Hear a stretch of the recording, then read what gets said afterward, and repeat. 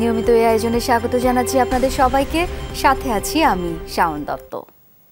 গুম বিরোধী আন্তর্জাতিক সনদে যুক্ত হলো বাংলাদেশ। সকালে উপদেষ্টা পরিষদের বৈঠকে প্রধান উপদেষ্টা এই সনদে যুক্ত হতে স্বাক্ষর করেন।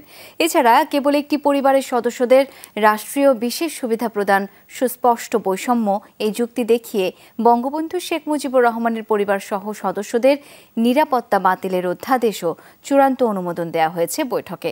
জানানো হয়, কালো টাকা সাদা করার সুযোগ আর রাখা হবে না। অন্তর্বর্তী সরকার গঠনের পর প্রধান উপদেষ্টা ডক্টর মোহাম্মদ ইউনূসের নেতৃত্বে চতুর্থবারের মতো বৈঠকে বসে উপদেষ্টা পরিষদ। সকালে প্রধান উপদেষ্টার কার্যালয় রাষ্ট্রীয় অতিথি ভবন যমুনায় প্রায় ৩ ঘণ্টা চলে এই বৈঠকে প্রধান উপদেষ্টা গুম বিরোধী আন্তর্জাতিক সনদে সই করেন। এতে করে গুম বিরোধী আন্তর্জাতিক দিবসের একদিন আগেই এই সনদে যুক্ত হলো বাংলাদেশ। এখন পর্যন্ত বিশ্বের ৭৫টি দেশ এই সনদে যুক্ত হয়েছে। এছাড়া বৈঠকে বঙ্গবন্ধু শেখ মুজিবুর রহমানের পরিবার সহ সদস্যদের নিরাপত্তা বাতিলের অধ্যাদেশ ২০২৪-এর খসড়ায় নীতিগত ও চূড়ান্ত অনুমোদন দেওয়া হয়। পরে বৈঠকের বিস্তারিত তুলে ধরেন পরিবেশ ও পানি সম্পদ বিষয়ক উপদেষ্টা সৈয়দা রিজওয়ানা হাসান। আমরা অনেকেই এরকম এনফোর্স ডিসঅ্যাপিয়ারেন্সের মুখোমুখি হয়েছি, আর যেন কেউ কখনো নিজের ক্ষমতা কুক্ষিগত করতে কোনো বাহিনীকে দিয়ে কোনো পদ্ধতির মাধ্যমে কোনো নাগরিকদেরকে সরকার বিরোধিতা করা হচ্ছে, আইন শৃঙ্খলা পরিস্থিতি খারাপ করা হচ্ছে, ন্যাশনাল ইন্টারেস্টের বাইরে কাজ করা হচ্ছে, এসব বলে গুম করতে না পারে, তার জন্য এই কনভেনশনটা আমরা স্বাক্ষর করেছি। বৈঠকে কালো টাকা সাদা করার রীতি বন্ধ করা, দ্রব্যমূল্য সহনীয় রাখা, রাজনৈতিক দলের সাথে আলোচনা চলমান রাখার বিষয়েও আলোচনা হয়েছে। কালো টাকা সাদা করার যে বিধি এবং রীতি সেটা বন্ধ করে দেওয়া হবে। কারণ এখান থেকে সরকার যেটুকুন টাকা আনতে পারে সেটুকুন টাকা দিয়ে সরকারের যে খুব বেশি কিছু আগায় তা না, বরং মূল্যবোধটা অনেক বেশি অবক্ষয়িত হয়। ফলে এটার বিরুদ্ধে স্পষ্ট একটা সিদ্ধান্ত হয়েছে। অর্থ পাচারের বিরুদ্ধে কার্যক্রম শুরু হয়ে গেছে। আরেকটা হচ্ছে অত্যাবশ্যকীয় পণ্যের দাম মানুষের ক্রয় সীমানার মধ্যে রাখতে যা যা করার দরকার সরকার সেই কাজগুলো করা শুরু করে দিয়েছে। আমরা রাজনৈতিক দলগুলোর সাথে আলাপ আলোচনার প্রক্রিয়াটা চালু রাখব। তাদের কাছ থেকে সংস্কার প্রস্তাব যা আসবে সেগুলো গ্রহণ করব। ফুটবল টুর্নামেন্ট ও ক্রিকেটে সম্প্রতি চমৎকার নৈপুণ্য অর্জন করায় খেলোয়াড়দের সংবর্ধনা দেওয়ার সিদ্ধান্তের কথাও জানান তিনি। সার্ক অনূর্ধ্ব ২০ চ্যাম্পিয়নশিপ, যেটা ২০২৪, বাংলাদেশ প্রথমবারের মতন চ্যাম্পিয়ন হয়েছে। আজকে আমাদের উপদেষ্টা পরিষদে সিদ্ধান্ত হয়েছে যে এই ফুটবল টিমের জন্য আমরা একটা সংবর্ধনা আয়োজন করব। আরেকটা হলো যে আমাদের বাংলাদেশ জাতীয় ক্রিকেট দল, আপনারা জানেন যে পাকিস্তানকে হারিয়েছে। তো আমরা মনে করছি যে এই যে একটা উদ্যম এসছে খেলোয়াড়দের মধ্যে, এটাকে ধরে রাখবার জন্য তাদেরকে অভিনন্দন জানানো দরকার। এছাড়াও প্রধান উপদেষ্টার নিরাপত্তা বিধানের দিকটি অন্তর্ভুক্ত করে বিশেষ নিরাপত্তা বাহিনী বা স্পেশাল সিকিউরিটি ফোর্স সংশোধন অধ্যাদেশ ২০২৪ উপদেষ্টা পরিষদের বৈঠকে সর্বসম্মতিক্রমে অনুমোদন দেওয়া হয়েছে। বন্যার কারণে রপ্তানিমুখী শ্রমিকদের স্বার্থ সুরক্ষার বিষয় নিশ্চিত করার সিদ্ধান্ত হয় উপদেষ্টা পরিষদের সভায়। তৌহিদ মিথুন, যমুনা নিউজ, ঢাকা। দলীয় সরকারের অধীনে বাংলাদেশে কখনোই সুষ্ঠু নির্বাচন সম্ভব নয়।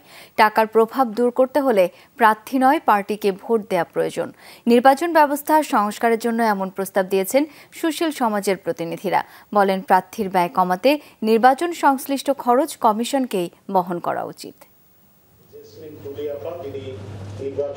শেখ হাসিনা সরকারের পতনের পর দেশের নির্বাচন ব্যবস্থা নিয়ে আলোচনা গুরুত্ব পেতে শুরু করেছে। গণতান্ত্রিক ধারা বজায় রাখতে সুষ্ঠু ও নিরপেক্ষ নির্বাচন জরুরি। এমন বাস্তবতায় বৃহস্পতিবার দ্য ডেইলি স্টার ভবনে বাংলাদেশের নির্বাচন ব্যবস্থা সংস্কারে করণীয় শীর্ষক গোলটেবিল বৈঠকের আয়োজন করে সুজন। প্রার্থীদের যাতে কোনো সমাবেশ না করতে হয়। বৈঠকে নিরপেক্ষ নির্বাচনের জন্য বাংলাদেশের প্রেক্ষাপটে কি কি করণীয় সেসব বিষয় তুলে ধরেন বক্তারা। বলেন, দলীয় সরকারের অধীনে দেশে সুষ্ঠু নির্বাচন সম্ভব নয়। দলীয় সরকারের অধীনে নির্বাচন সুষ্ঠু হবে না। আপনি আইনকে যত কড়াকড়ি করেন, সিস্টেমকে যত কড়াকড়ি করেন, তার যখন আওয়ামী লীগ ক্ষমতা থাকে বলে যে এরা বিএনপি পন্থী অবজারভার, আর যখন বিএনপি থাকে তখন এরা বলে যে আওয়ামী পন্থী অবজারভার। এই কারণে আমরা এটাকে কখনো দাঁড় করাতে পারি না। 1% যদি ভোট হয় তাহলেও বোধহয় এমপি হতে পারে। মানে এটা হলো ফেল ফেল করে ফার্স্ট হইতে পারে। মাত্র 20% কাজ ম্যানেজমেন্ট, ইলেকশন ম্যানেজমেন্ট করা। এদের উপর যদি আপনি 100% ব্লেম চাপিয়ে দেন, 100% ভার চাপিয়ে দেন, ইলেকশন কমিশনের পক্ষে এই ভার বহন করা সম্ভব না। আলোচকরা বলেন, রাজনৈতিক দলের মতামতের ভিত্তিতে নয়, নির্বাচন কমিশনকে গঠন করা প্রয়োজন জনপ্রত্যাশার ভিত্তিতে। 2/3 সংখ্যাগরিষ্ঠতা হচ্ছে আমাদের গণতন্ত্রের সবচেয়ে বড় বিপদ। অনেকেই মনে করেন আনুপাতিক হারে সেটি একটি সমাধান হতে পারে, আনুপাতিক হার। যাদের মেজরিটি হওয়ার সুযোগ আছে তারা বাদে কিন্তু অধিকাংশ দলই কিন্তু সংখ্যানুপাতিক নির্বাচনের প্রতি তারা আগ্রহ প্রকাশ। যারা ভোট দিতে যাবে তাদের যদি সদিচ্ছা না থাকে তাহলে পৃথিবীতে কখনো কোথাও একটা ভালো নির্বাচন, ত্রুটিমুক্ত নির্বাচন করতে পারা যাবে না। একটা গণ অভ্যুত্থান একটা ইমেন্স পসিবিলিটি তৈরি করে। এই পসিবিলিটি যদি না ধরতে পারি, আমরা কিন্তু 90 ফেল করেছি, 71-এর পরে ফেল করেছি, এইবারও কিন্তু আমরা ফেল করতে বাধ্য। আলোচনায় সাবেক বিচারপতি আব্দুল রউফ বলেন, ব্যক্তি নয়, পার্টিকে ভোট দিতে হবে। পরামর্শ দেন রাজনৈতিক দলের মধ্যে গণতন্ত্র চর্চা বাড়ানোর, একতরফা নির্বাচন বন্ধ করে বিকল্প নির্বাচন ব্যবস্থা চালু করার দাবি জানান সুজন সম্পাদক ডক্টর বদিউল আলম মজুমদার। নমিনেশন প্রথা যদি তুলে দিতে পারেন, 80% করাপশন চলে যাবে। ভোট দেওয়াটা কম্পালসারি করে দেয়, নাহলে ফাইন হবে। কারণ ওই একজনে বলবে হাইটে যেতেছে বলে আমি নির্বাচন বর্জন করলাম। হোয়াট ইউ টু বর্জন? আমাদের রাজনৈতিক দলগুলো যেটা করেছে তাদের গঠনতন্ত্র থেকে বাদ দিয়েছে, কিন্তু আইনের যে উদ্দেশ্য সেটা না মেনে তারা ভাতৃপ্রতিম সংগঠন বলে এটা চালিয়ে দিচ্ছে। কিন্তু এটা অবৈধ, অন্যায় এবং আইনের সুস্পষ্ট লঙ্ঘন। অনুষ্ঠানে নির্বাচন কমিশন নিয়োগ আইন, হলফনামার খসড়া এবং গণপ্রতিনিধিত্ব আদেশ সংশোধনের দাবি জানানো হয়। সৌরভী সায়েদা, যমুনা নিউজ, ঢাকা। সংস্কার নয়, রাষ্ট্রের পুনর্গঠন কাজ জরুরি বলে মনে করে centre for governance studies CDS. জাতীয় আঞ্চলিক পর্যায়ে সংলাপের আয়োজন নিয়ে সংবাদ সম্মেলনে এই অভিমত জানান এর উপদেষ্টা প্রফেসর ডক্টর আলী রিয়াজ। বলেন, সংবিধান পুনর্লিখনের গুরুত্বপূর্ণ কাজ করা জরুরি। গণতান্ত্রিক ব্যবস্থার শক্ত ভিত্তির উপর দাঁড়ানোর আগে তাড়াহুড়ো করে নির্বাচন দেওয়াও সমর্থন করেন না তিনি। বাংলাদেশে টেকসই গণতন্ত্র ও ন্যায় বিচার প্রতিষ্ঠায় জাতীয় ও আঞ্চলিক পর্যায়ের সংলাপের আয়োজন নিয়ে centre for governance studies CGS এর সংবাদ সম্মেলন। এতে বলা হয়, দেশের গণতান্ত্রিক ভবিষ্যৎ প্রতিষ্ঠা ও এর সুরক্ষায় 8টি গুরুত্বপূর্ণ বিষয়ে আলোচনা হবে সংলাপে। গুরুত্ব পাবে সংবিধান, মানবাধিকার ও গুরুতর আইন লঙ্ঘনে অভিযুক্তদের বিচার নিশ্চিতকরণ ও বিচার ব্যবস্থা। এছাড়াও রয়েছে নাগরিক প্রশাসন, সাংবিধানিক প্রতিষ্ঠান ও আইন প্রয়োগকারী সংস্থা এবং গোয়েন্দা সংস্থাগুলো। আরও রয়েছে অর্থনৈতিক নীতিমালা, ব্যাংকিং খাত ও বৈদেশিক ঋণ এবং গণমাধ্যম। যারা দায়িত্বে আছেন তারা সবটাই জানবেন তা তো নয়, আসুন তাদের জানানোর ব্যবস্থা করি। সংবাদ সম্মেলনে এক প্রশ্নের জবাবে রাজনৈতিক বিশ্লেষক ও যুক্তরাষ্ট্রের ইলিয়ন স্টেট ইউনিভার্সিটির প্রফেসর ডক্টর আলী রিয়াজ বলেন, সংবিধানের অনেক বাধ্যবাধকতা রয়েছে। উদ্ভূত নানা পরিস্থিতিতে সংবিধানে সমাধানের উপায় সীমিত, তাই এটির পুনর্লিখন প্রয়োজন। ক্ষমতার এককেন্দ্রীকরণের এই পথগুলি যদি আপনি সাংবিধানিকভাবে বন্ধ না করেন, তাহলে ভবিষ্যতে আরও একজন স্বৈরাচারীর তৈরি হওয়ার পথ আসলে আপনি বন্ধ করতে পারবেন না।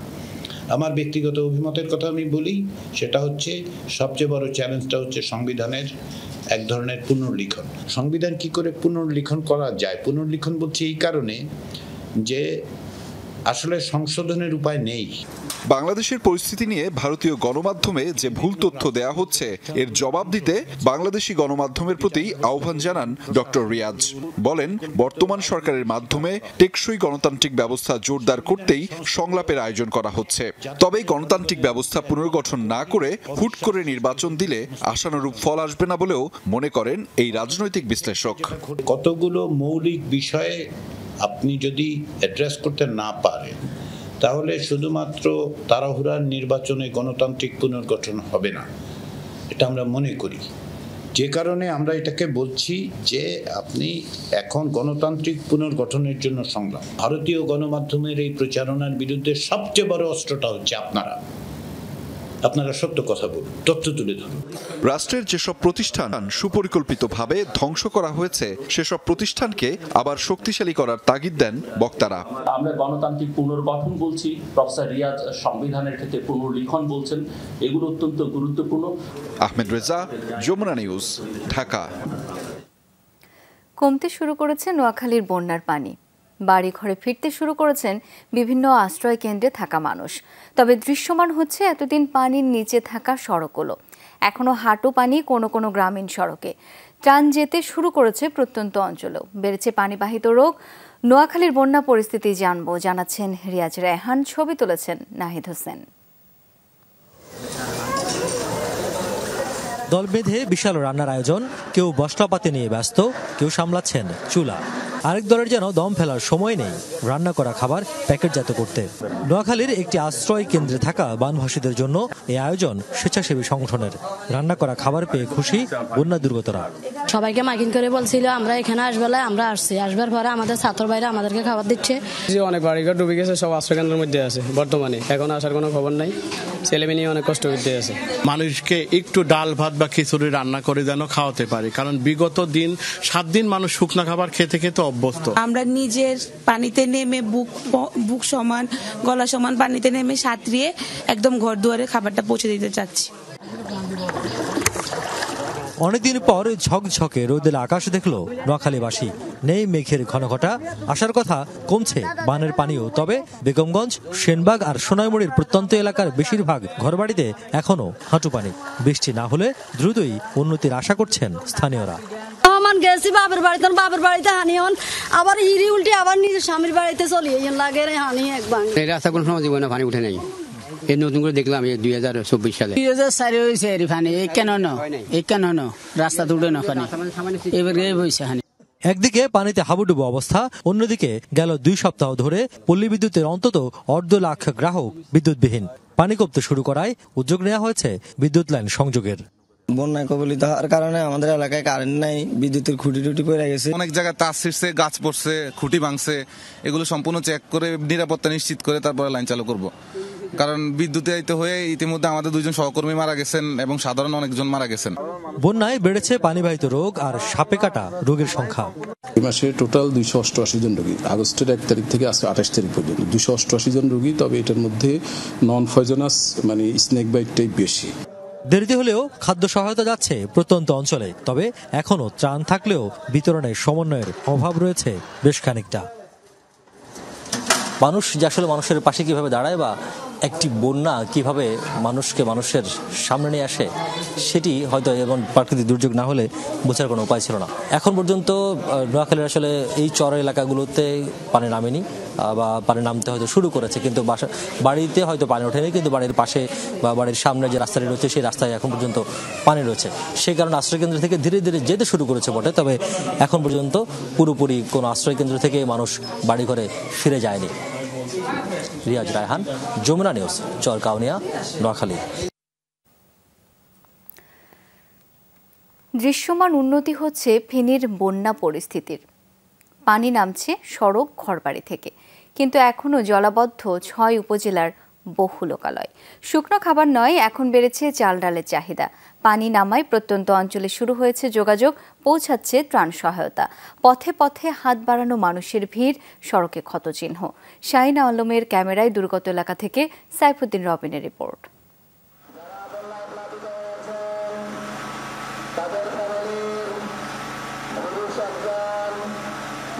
মসজিদের মাইকে বন্যার্তদের ত্রাণ সংগ্রহের আহ্বান, তাতে সাড়া দিয়ে দলে দলে মানুষের ভিড়। ফেনীর দাগনভূঞা উপজেলার দিলপুর মসজিদের সামনে পানিশূন্য এই জায়গাটিতে পানি ছিল গলা অবধি। নামতে থাকা পানি এখনও আছে ঘরের ভেতর। দুর্গম প্রত্যন্ত এই গ্রামে এতদিন কোনো ত্রাণ পৌঁছায়নি, তাই ত্রাণের একটি ট্রাক যেন দুর্বিষহ দিনে খানিক স্বস্তি।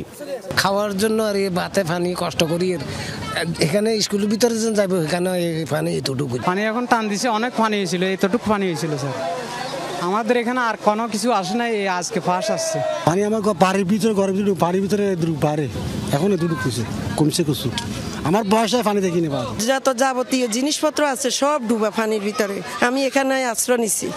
দুদিন ধরে পানি নামছে ঠিকই, কিন্তু এখনও অনেকের ঘরবাড়ি জলমগ্ন। ত্রাণ বলতে এতদিন কেবল শুকনো খাবারই মিলত, কিন্তু কদিন থাকা যায় কেবল মুড়ি, চিরা আর বিস্কুট খেয়ে? তাই বেড়েছে চাল ডালের চাহিদা। এতদিন বিপুল জলরাশি ডিঙিয়ে যারা কোথাও যেতে পারেননি, সেই দুর্গতরা ত্রাণের জন্য নিজের ডুবে থাকা ঘর ছেড়ে ভিড় করছেন উঁচু সড়কের ধারে। শুকনো খাবার পাইছি, মানে চাইল টেল পাইনি এখনো, বুঝলি? চাইলে আমরা পুরান বাড়িতে আছি, আমরা বাড়িতে পানি এখন দূরে দুগার চাইলে নাই নেট করলো চাইল পরিবার আমার জিরা কোনো মতে দুগার ডাইল ভাত খাই রুগান বাঁচে হে কতলা আইস কত খাইতে পারে শুকনো মুড়ি এই হিললে বলে সারিয়া চাইল খাইলে। পানি নামতে শুরু করায় এখন আর ত্রাণ নিয়ে নৌকা বা স্পিডবোটে গন্তব্যে পৌঁছানো যাচ্ছে না। তাই বেড়েছে পাওয়ার টিলার, ট্রাক্টর, ফুয়েল আর চালকের চাহিদা। এসবেই যেতে হচ্ছে প্রত্যন্ত এলাকার ক্ষতিগ্রস্তদের কাছে।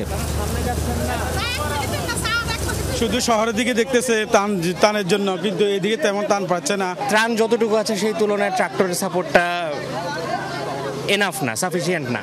তো ট্রাক্টর যখন আসছে, ট্রাক্টর এসে আমরা চেষ্টা করছি, আশ্রয় কেন্দ্রগুলোতে খাবার আছে, আমরা চেষ্টা করছি যে বাড়িগুলোতে যারা পানিতে আটকে আছে সেই বাড়িগুলোতে আমরা খাবার পৌঁছে দেওয়ার চেষ্টা করছি।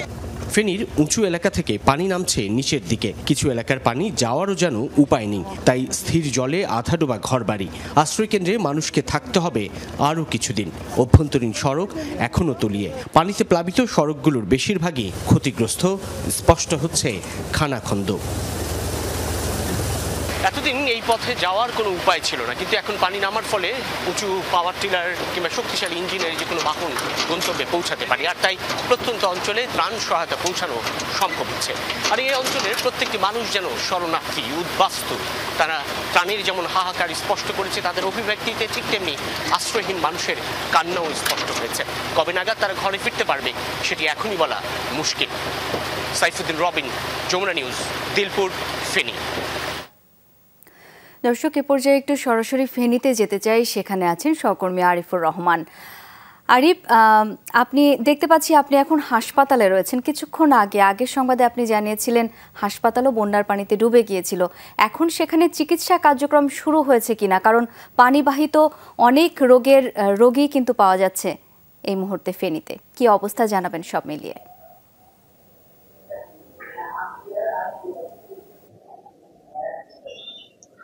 শাওন, ভারতের পানি আগ্রাসনের শিকার হয়ে ফেনীর 43টি ইউনিয়নের প্রতিটি গ্রাম, প্রতিটি বাড়ি কিন্তু আক্রান্ত হয়েছে। বাদজানি ফেনীর 250 শয্যা বিশিষ্ট এই জেনারেল হাসপাতালটি, এখানে বুক সমান পানি উঠেছিল। পানি উঠার কারণে এখানকার যে স্পেশাল কেয়ার নিউবর্ন ইউনিট, স্ক্যানো, কিডনি ডায়ালাইসিস, আইসিইউ সেবা, ফিজিওথেরাপি সেবা এখানকার এই মুহূর্তে বন্ধ রয়েছে। যদিও এখানে নিচতলায় কিন্তু জরুরি বিভাগ ছিল, সে জরুরি বিভাগের সেবা এই মুহূর্তে দ্বিতীয় তলায় এখানে চলছে। তবে এখানে বাকি যেগুলো রয়েছে, স্ক্যানো সেবা, কিডনি ডায়ালাইসিস, আইসিইউ, এই সেবাগুলো এই মুহূর্তে বন্ধ রয়েছে। এখানকার যিনি আবাসিক মেডিকেল অফিসার ডাক্তার আসিফ ইকবালের সাথে আমি একটু আগে কথা বলেছিলাম, তিনি যেটি আমাকে জানিয়েছেন যে তারা চেষ্টা করছেন যে এটি খুব দ্রুত চালু করার জন্য, এবং কি এখানকার যে সকল রোগী যারা রয়েছে, এখানকার অনেক রোগী যারা স্ক্যানো সেবার জন্য এসেছিল তারা কিন্তু এখান থেকে চলে গিয়েছে। এবং কি এর বাইরেও অন্যান্য কিন্তু যে আপনি যে রোগীর কথা বলেছেন, এখানে পানিবাহিত রোগী কিন্তু এখানে বেড়েছে। আমি এখানকার বিশেষ করে যে ডায়রিয়া ওয়ার্ড রয়েছে, সেখানে যেখানে 17টি বেড রয়েছে, সেখানে এই মুহূর্তে প্রায় 80-র উপরে চিকিৎসা নিচ্ছে। এদের বেশিরভাগ হচ্ছে যে শিশু, এবং অন্যদিকে রয়েছে যারা হচ্ছে যে জ্বর, সর্দি, কাশি নিয়ে এখানকার অনেক রোগীকে এখানে আমরা আসতে দেখেছি। এবং কি এখানকার রোগী যারা যেটি তারা বলেছে এখানে এই মুহূর্তে আরো বেশি জনবল বাড়ানো দরকার, এবং কি যে সকল সেবা কার্যক্রমগুলো বন্ধ রয়েছে সে সকল সেবা কার্যক্রমগুলো চালু করা অতি দরকার। এর বাইরে শাওন, আপনাকে আরেকটি তথ্য দিই যে আপনি হয়তো আমাকে এই মুহূর্তে দেখছেন, কিন্তু হয়তো বা যে কোনো মুহূর্তে আবার আমাকে নাও দেখতে পারেন, কারণ এখানে যে হাসপাতালে যে জেনারেটরটি রয়েছে সেই জেনারেটরটি এখানে কিন্তু বিকল হয়ে গেছে। এখন থেকে ঠিক 10 মিনিট আগেও এই জেনারেটরটিতে বিদ্যুৎ চলে যাওয়ার সাথে সাথে এখানে একটা ভূতুড়ে পরিবেশ তৈরি হয়েছিল। জেনারেটরটি পানিতে নিমজ্জিত, যার কারণে এখানে বিদ্যুৎ চলে যাওয়ার সাথে সাথে এখানকার যে সকল রোগী যারা রয়েছে তারা কিন্তু অমানবিক এবং কি এখানে তারা ভোগান্তির শিকার হচ্ছে। শাওন, আরিফ, অনেক ধন্যবাদ আপনাকে। এবারের বন্যায় 54 লাখ মানুষ ক্ষতিগ্রস্ত হয়েছে, নিহত হয়েছেন 52 জন। দুপুরে সচিবালয়ে এক ব্রিফিংয়ে এই তথ্য জানিয়েছেন দুর্যোগ ব্যবস্থাপনা ও ত্রাণ মন্ত্রণালয়ের অতিরিক্ত সচিব আলী রেজা। ক্ষতিগ্রস্ত লোক সংখ্যা হচ্ছে 54,80,463, মৃতের সংখ্যা হচ্ছে 52 জন, পুরুষ হচ্ছে 40, মহিলা 5, শিশু 7। এর মধ্যে কুমিল্লায় 14 জন, ফেনীতে 17 জন, চট্টগ্রামে 6 জন, খাগড়াছড়ি 1, নোয়াখালী 8, ব্রাহ্মণবাড়িয়া 1, লক্ষ্মীপুর 1, কক্সবাজার 3 এবং মৌলভীবাজারে 1। মৌলভীবাজারে যে 2 জন নিখোঁজ ছিল তাদের একজনের মৃতদেহ পাওয়া গেছে, আরেকজন এখনও নিখোঁজ রয়েছেন। ঢাকা বিশ্ববিদ্যালয়ে 8ম দিনের মতো চলছে বন্যা দুর্গতদের জন্য গণত্রাণ সংগ্রহ কার্যক্রম। সকাল 10টা থেকে শুরু হয়েছে বৈষম্য বিরোধী ছাত্র আন্দোলনের এই কার্যক্রম। এ সময় টিএসসি ও জিমনেশিয়ামে একযোগে শুরু হয় ত্রাণ সংগ্রহের কাজ। দুর্গত এলাকার মানুষের সহযোগিতায় এগিয়ে আসছেন বিভিন্ন শ্রেণী পেশার মানুষ। ত্রাণ দিতে টিএসসি এলাকায় দেখা গেছে মানুষের ভিড়। ঢাকার পাশাপাশি মুন্সিগঞ্জ সহ আশপাশের জেলা থেকেও ত্রাণ সহায়তা দিতে ছুটে আসছে মানুষ। ছাত্রদের কাছে কেউ তুলে দেন শুকনো খাবার, কেউ নগদ টাকা। গত 7 দিনে টিএসসিতে সংগ্রহ করা হয়েছে মোট 7,78,76,278 টাকা।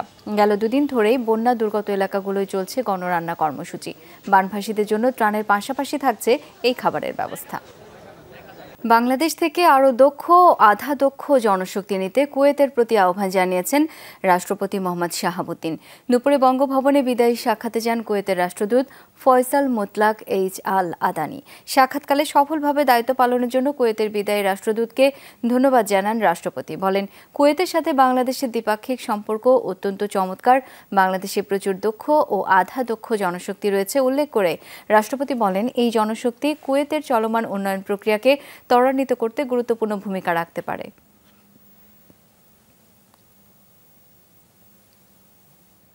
বৈষম্য বিরোধী ছাত্র আন্দোলনের সময় ঢাকা মেডিকেলে মোট 172 জনের মৃত্যু হয়েছে বলে জানিয়েছেন হাসপাতালের পরিচালক ব্রিগেডিয়ার জেনারেল মোহাম্মদ আসাদুজ্জামান। সংবাদ সম্মেলনে এসব তথ্য জানান তিনি। বলেন, 172 জনের মধ্যে 84 জন হাসপাতালে মারা গেছেন এবং 88 জনকে মৃত অবস্থায় নিয়ে আসা হয়েছিল। তাদের মধ্যে বেশিরভাগের মৃত্যু হয়েছে গুলির আঘাতে, বিশেষ করে হেডশট ও বুকে গুলির কারণে। মৃতদের 85% ময়নাতদন্ত করা সম্ভব হয়েছে। তিনি আরও জানান, যারা হাসপাতালে ভর্তি হয়ে মারা গেছেন তাদের সব তথ্য রয়েছে এবং তাদের ডেথ সার্টিফিকেট দেওয়া হয়েছে। তবে মৃত অবস্থায় নিয়ে আসা ব্যক্তিদের সঠিক তথ্য না থাকায় তাদের সার্টিফিকেট দেওয়া সম্ভব হয়নি। এই পর্যন্ত বৈষম্য বিরোধী ছাত্র আন্দোলনের সাথে যারা জড়িত, আহত যারা এসেছে, আমরা কিন্তু সবাইকে আমাদের সাধ্যমতো সর্বোচ্চটা দেওয়ার চেষ্টা করেছি। আমি সবাইকে বলছি যে আমার যারা আসলে এখানে পোস্টেড কর্মচারী আছে বা যারা ডেইলি বেসিস কর্মচারী আছে, তারা যদি কাজ করে, আমি আমার বিশ্বাস যে আমরা আবার ভালোভাবেই কাজ করতে পারবো। সাবেক বাণিজ্য মন্ত্রী টিপু মুন্সির 4 দিনের রিমান্ড মঞ্জুর করেছেন আদালত। দুপুরের পর সিএমএম আদালতে তার 8 দিনের রিমান্ড আবেদন করে পুলিশ, তবে আদালত তার 4 দিনের রিমান্ড মঞ্জুর করেন। বুধবার রাতে গুলশান এলাকা থেকে টিপু মুন্সিকে গ্রেপ্তার করে র্যাব। গুলশান 1-এর 123 নম্বর রোডের M&J গ্রুপের কর্ণধার সালাউদ্দিন আহমেদের বাসা থেকে তাকে গ্রেপ্তার করে গুলশান থানায় সোপর্দ করা হয়। পরে সেখান থেকে টিপু মুন্সিকে নেওয়া হয় ডিবি কার্যালয়ে। রংপুরে বৈষম্য বিরোধী ছাত্র আন্দোলন চলাকালে গুলিবিদ্ধ হন স্বর্ণের দোকানের কর্মচারী মুসলিম উদ্দিন মিলন। পরে চিকিৎসাধীন অবস্থায় তার মৃত্যু হয়। মঙ্গলবার দুপুরে মেট্রোপলিটন কোতোয়ালি আমলি আদালতে হত্যা মামলা দায়ের করেন নিহতের স্ত্রী দিলরুবা আক্তার। তাতে জাতীয় সংসদের স্পিকার শিরিন শারমিন চৌধুরী, সাবেক বাণিজ্যমন্ত্রী টিপু মুন্সি সহ 17 জনকে আসামি করা হয়েছে।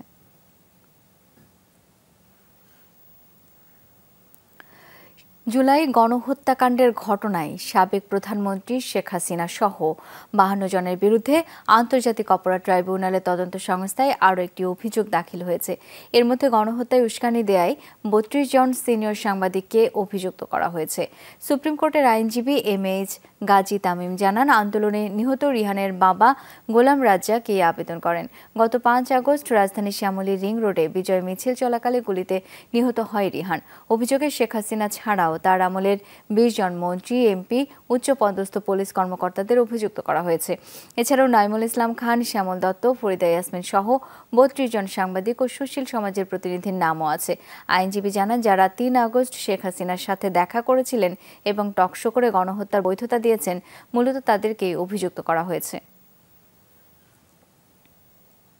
সাবেক প্রধানমন্ত্রী এবং তার মন্ত্রী পরিষদের তৎকালীন যারা খুব অ্যাক্টিভ ছিলেন সেই সদস্য, পুলিশের সদস্য, সাথে 30 জন সাংবাদিক, কলামিস্ট, তারপরে যারা নিজেদেরকে সুশীল দাবি করেন, টকশো করেন, এদেরকে আসামি করা হয়েছে। আমি তার বাবা হিসেবে আমি যদি আজকের এই বিচারটা দাবি না করি তাহলে কাল কিয়ামতের ময়দানে আমাকে সে আসামির কাঠগড়ে দাঁড় করাবে যে বাবা আমার দুনিয়াতে আমার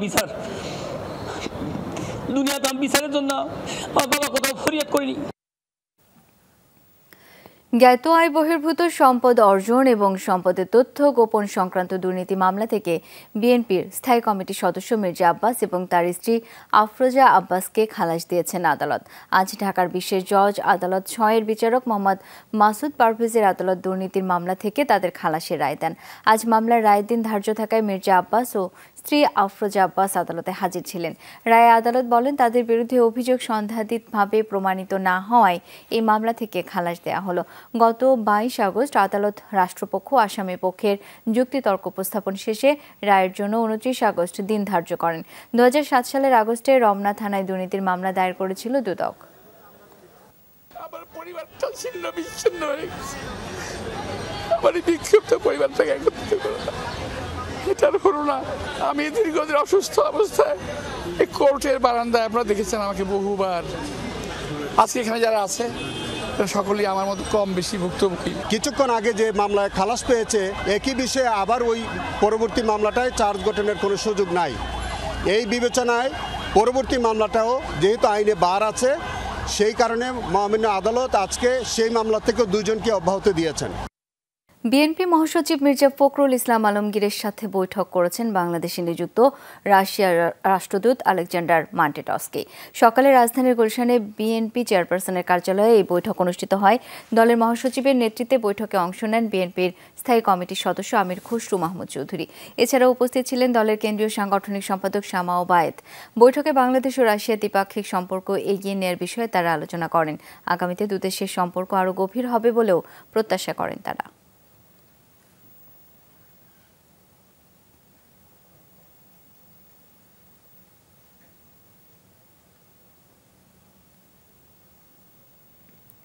শেখ হাসিনাকে ফিরিয়ে এনে বিচার করার দাবি জানিয়েছেন বিএনপির সিনিয়র যুগ্ম মহাসচিব রুহুল কবির রিজভী। বলেন, ফ্যাসিবাদের প্রেতাত্মারা ফেসবুক সহ বিভিন্ন মাধ্যমে বড় ধরনের নাশকতার চেষ্টা করছে। সকালে নয়াপল্টনে দলীয় কার্যালয়ে এক সংবাদ সম্মেলনে এসব কথা বলেন রুহুল কবির রিজভী। পলাতক হাসিনা ও তার অবিরাম ননসেন্স কথা বলার অপরাজেয় পুত্র সজীব ওয়াজেদ জয় বিদেশে থেকেই এখনও দেশে ষড়যন্ত্র ও বিশৃঙ্খলার উস্কানি দিচ্ছেন। অবিলম্বে স্বৈরাচারী শেখ হাসিনাকে দেশে এনে বিচারের মুখোমুখি করতে হবে। এখন সময় এসেছে গত ১৬ বছর যারা নির্যাতন চালিয়েছেন তাদের প্রকৃত তালিকা করে বিচার করার। ছাত্র জনতার গণ অভ্যুত্থানের ফল যেন জনগণ ভোগ করতে পারে, সেজন্য নেতাকর্মীদের কাজ করার আহ্বান জানিয়েছেন গণফোরামের প্রতিষ্ঠাতা ও সভাপতি ডক্টর কামাল হোসেন। দুপুরে জাতীয় প্রেস ক্লাবে দলের ৩১তম প্রতিষ্ঠাবার্ষিকী উপলক্ষে আয়োজিত আলোচনা সভায় একথা বলেন তিনি। কামাল হোসেন বলেন, আওয়ামী লীগের আমলে লুটপাট আর পাচার করে তাদের কিছু মানুষের উন্নতি হয়েছে, সামগ্রিকভাবে দেশের জনগণের জীবনমানের কোনো উন্নতি হয়নি। নতুন বাংলাদেশে মন্ত্রী হওয়ার কোনো আকাঙ্ক্ষা নেই উল্লেখ করে তিনি বলেন, জনগণের সাথে থেকে জনকল্যাণে কাজ করতে চান। অনুষ্ঠানে সভাপতি মোস্তফা মহসিন মন্টু বলেন, যারা দেশের অর্থ পাচার ও লুটপাট করেছে তাদের ধরতে হবে, তারা যেন আগামীতে নির্বাচন করতে না পারে সেই পথ বন্ধ করতে হবে। উল্লেখ্য, বিভক্তি ভুলে একসাথে প্রতিষ্ঠাবার্ষিকী পালন করছে গণফোরাম। সীমাহীনভাবে অর্থ পাচার হয়েছে দেশে, লুটেরারা সব দেশের অর্থ পাচার করে, আর মানুষ যারা অর্থ সৃষ্টি করে তারা বঞ্চিত হয়ে আছে এখনো। দেশে শেষ পর্যন্ত কি হচ্ছে, দেশ থেকে পালাতে হয়। এইটা আমার ইনশাল্লাহ, এটা আমি বিশ্বাস করি যে আপনি এটা দেখবেন না যে আমাকে পালাতে হবে না। বাংলাদেশের মানুষের প্রতি অত্যাচার, নির্যাতন, শোষণ, নিপীড়ন হয়েছে, তার প্রতিকারের জন্য সেই সব ব্যক্তিকে ফিরিয়ে এনে তাদের বিচারের ব্যবস্থা করতে হবে। বন্যার্তদের সহায়তায় সরকারকে এগিয়ে আসার আহ্বান জানিয়ে এবি পার্টির সদস্য সচিব মুজিবুর রহমান মঞ্জু বলেন, সরকার যদি এখনো এগিয়ে না আসে তাহলে মানুষের মধ্যে অসন্তোষ দেখা দেবে। বিকেলে বিজয়নগরে এবি পার্টির এক সংবাদ সম্মেলনে একথা বলেন তিনি। বলেন, শুকনা খাবার নয়, বন্যার্তদের কাছে এখন চাল ডাল পৌঁছানো দরকার। বন্যা কবলিতদের এখন চিকিৎসার ব্যবস্থা করতে হবে। মুজিবুর রহমান মঞ্জু বলেন, বন্যায় বহু মানুষের ঘর ভেসে গেছে, গবাদি পশু হারিয়েছে, তাদের পুনর্বাসন করতে হবে। যে কোনো পরিস্থিতি মোকাবেলায় সকলকে একসাথে কাজ করারও আহ্বান জানান তিনি।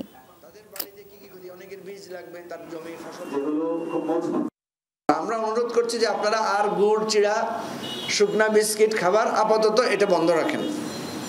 এখন আপনাদেরকে তাদেরকে দিতে হবে চাল, ডাল, তেল, নুন, মরিচ, যেটা অন্তত 2 মাস সে খেতে পড়তে পারে এরকমের একটা সাপোর্ট তাদেরকে দেওয়া দরকার।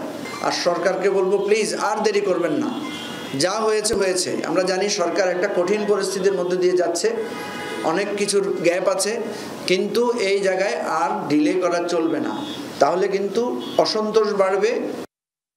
খুলনা 5 আসনের সাবেক সংসদ সদস্য ও ভূমিমন্ত্রী নারায়ণ চন্দ্র চন্দের ব্যক্তিগত গাড়ি ডুমুরিয়া উপজেলা বিএনপির আহ্বায়ক মোল্লা মোশাররফ হোসেন মফিজের বাড়িতে রাখা নিয়ে এলাকায় ব্যাপক তোলপাড় চলছে।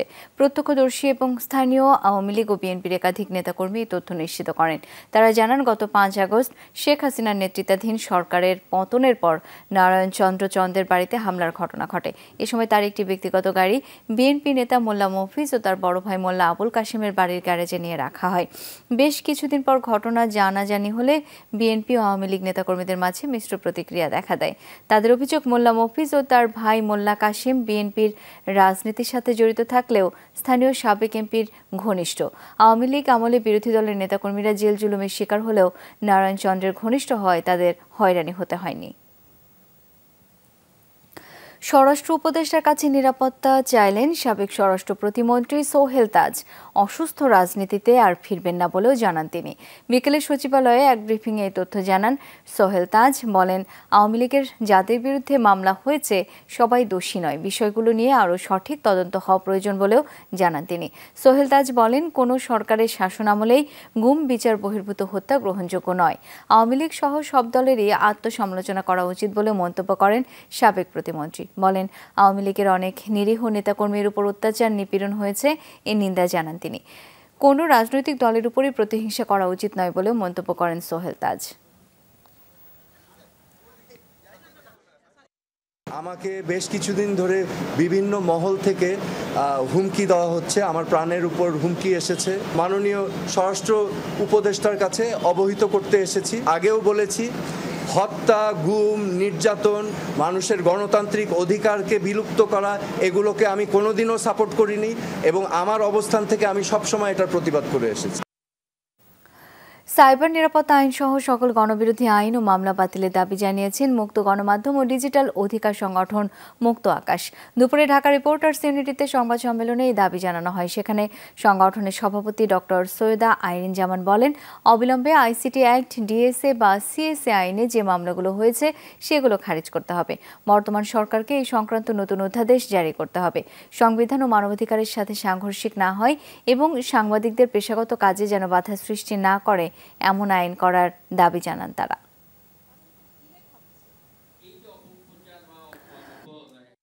সাইবার সিকিউরিটি অ্যাক্ট বাতিল করতে হবে, ICT act, digital security act এবং সাইবার সিকিউরিটি অ্যাক্টে যে মামলাগুলো হচ্ছে সেই মামলাগুলো খারিজ করতে হবে। নতুন যে অধ্যাদেশ তৈরি হবে সেখানে অবশ্যই স্টেক হোল্ডার, যাদের ব্যাকগ্রাউন্ড আছে, নলেজ আছে, দক্ষতা আছে, তাদেরকে অন্তর্ভুক্ত করে অধ্যাদেশটা প্রণয়ন করতে হবে। দর্শক, এই ছিল আজকে সব খবরের আয়োজন। ধন্যবাদ এতক্ষণ সাথে থাকার জন্য।